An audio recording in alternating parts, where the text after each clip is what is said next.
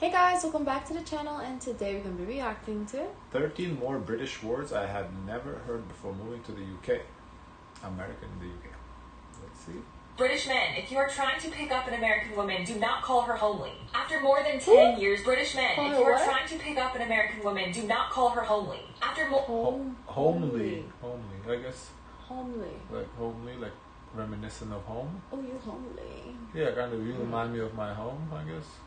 More than 10 years in the UK, you'd think I've never heard that word used. Like, even now I'm guessing what the word would mean. Like, I don't know for sure. a lot of British words that I had never heard before. But that's where you're wrong. And did you know that the phrase table it means something different? Do you feel like you know a lot of British phrases? And maybe slang more so from like the the TV show that I watch from UK. I don't know if we'll see these words. I'll see if I know them or not. But let's see. The USA and the UK, or why you should never call someone homely in the US. I collected 13 more British words and phrases that I had never heard before moving to the UK, some of which are more obscure than your normal language differences, so comment below if you have any others and let me know if any of these are news to you. The first one on my list is a word that both countries use to mean somebody who places too much emphasis on trivial things, or someone who is fussy. In the USA, we call them persnickety, but I would...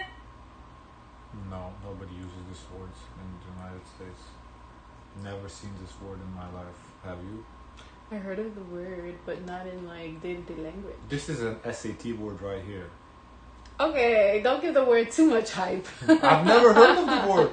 I wouldn't even know this is like nitpicky or whatever she said, fussy. I've come to learn, in the UK, the word is pernickety. Why Americans use an S in that word while Brits don't is a mystery to me, but it's something worth knowing, and I feel like the person who is persnickety or pernickety would be both of these things about the usage of this word. Next on my list is the same word with different meanings in both countries, and that word is momentarily. In British... Momentarily? One moment, please. Shortly, right? Okay. Look tell. No, but momentarily, like in a minute. Like that's how. Yeah. Let's see what's in UK. English momentarily means for a very brief moment, or something that's happening for a very short time, or for an instant, something that's fleeting. Also, it happened momentarily, so like in the blink of an eye. That's all. I can see it. Yeah. Okay. Across the pond, we use the word momentarily differently. We mean it's happening in a moment, or it's coming up shortly, or very soon. You're British. So we don't use it to... No, but that's... No, she's saying that's how Americans see it, and that's how we describe it. Oh. So, like, there is a slight difference. There is a... But it's not, like, huge enough where I wouldn't understand what they mean by it, though. Yeah. Explain how long something will take place, but rather that something will be taking place shortly. Yeah. I found some interesting talk online about British people who mentioned this in regards to when a plane crew might say that we're going to land momentarily. With the American usage of the word, it makes sense. We'll be landing in a moment, or we'll be landing shortly. But with the British meaning, it does not make sense, because we do not want you to land this plane momentarily. We want you to land it fully. So the next word on my list I guess. It's a little, semantics. has to do with food, and that is scoff versus scarf. And I don't mean scarf like one that goes around your neck. I mean kind of the phrase like if you're going to eat something very eagerly or eat something very quickly, or if everyone in the office ate all of the biscuits you brought in very quickly. But scoff to us means differently too. Scoff is like you give someone like a mean face, like I don't know the word. That they have scoffed it down or scarfed it down. It's very British to say scoff, and it's very American to say scarf. There are also some regional differences on this one, so comment below and let us know where you're from and which words you would use. But typically scoff in the USA actually means something different, to scoff at somebody, so to kind of make fun of them or to not take them seriously. Yeah, that's how how I'm thinking scoff is like kind of like,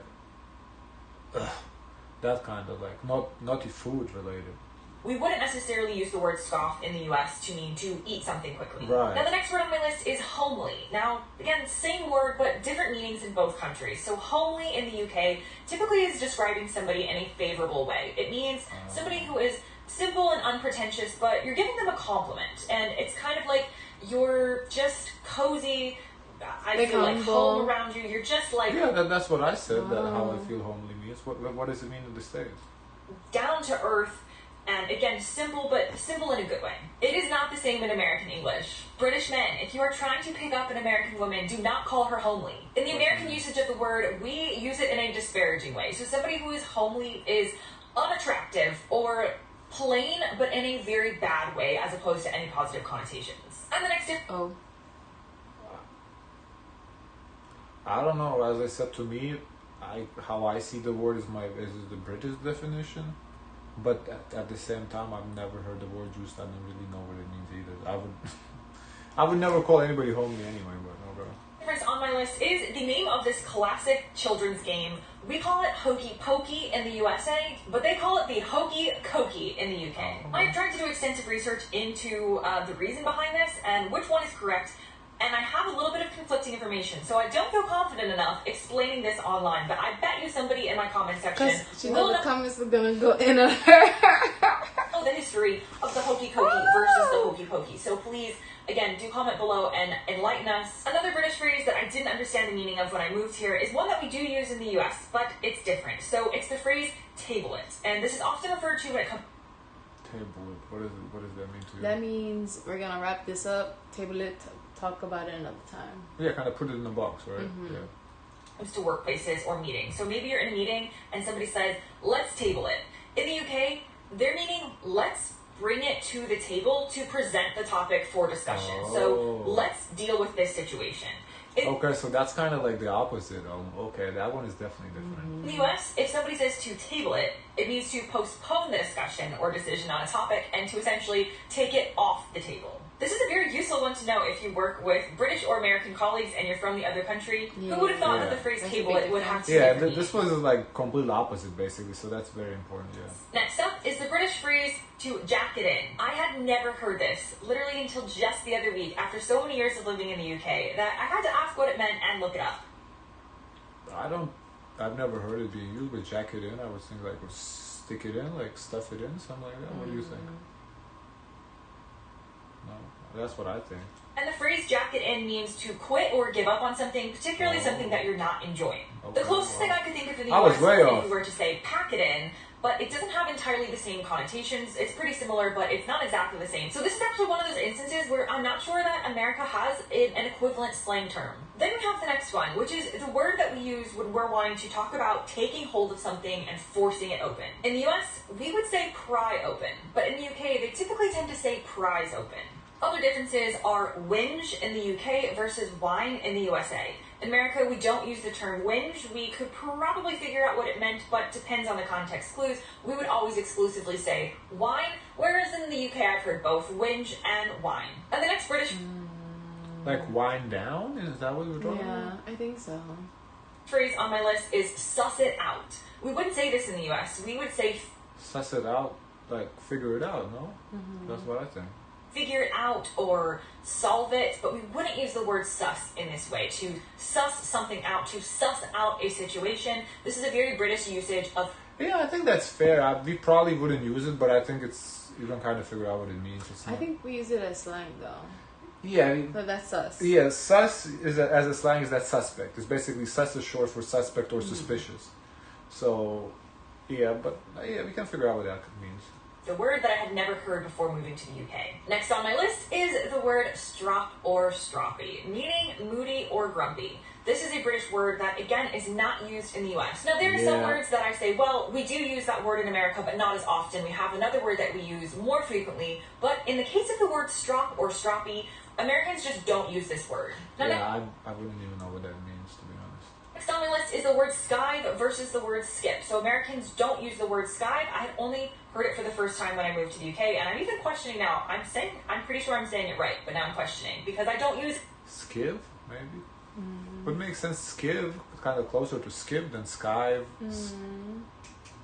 it very often, and by very often I mean I never use it. So I would say skipping class or skipping school or skipping when you mean to miss something, to purposely not attend something you're supposed to. Brits would typically say skive. And the last word on my list is the word blag. To blag something in the UK is... I know this. It makes the jokey joke to tell a blag. She's saying it wrong, I feel like. So what, to tell a joke? Yeah. To obtain something through persuasion, kind of like in a cheeky way. It's a jokey joke. You're way off. Or like to make something up, to blag it would be the phrase. We don't have this word and we don't have this phrase in the US. The closest I could come up with would be the word con. to con someone potentially, or to con your way through a situation, but even then, it doesn't entirely match. If I wanted to say to blag it, i.e. maybe like to blag a presentation or an assignment, I would say like I'm going to bullshit. Basically, to bullshit the presentation. Wing it. Then that brings me to or wing it. I guess wing it bullshit. Yeah. The end of this video. Please comment. Interesting. Yeah. I knew less than I thought I would. I thought maybe they would be like, I would have heard them or something, but like a good bunch of these I've never even heard of. Like when a British person says tapped, they mean crazy, but tapped means we're drained. I thought that would have made the list. Yeah, tapped. Yeah. I don't know if that's like a British word. That's more like British slang. I wonder if there's like a British slang. That would be interesting to see. What do they say? Peas? Well, peas for like pounds. Yeah, peas. Yeah, Quid. yeah. Quid is also pound. Yeah. Yeah. That's always interesting. I wonder how quid is a pound though. Because pea pound. Quid is like feathers. Quid. What is quid? I don't know. Guys, of course, let us know your thoughts. So briefly like, comment, and subscribe. Join the Discord. And as always, share as much kindness as possible.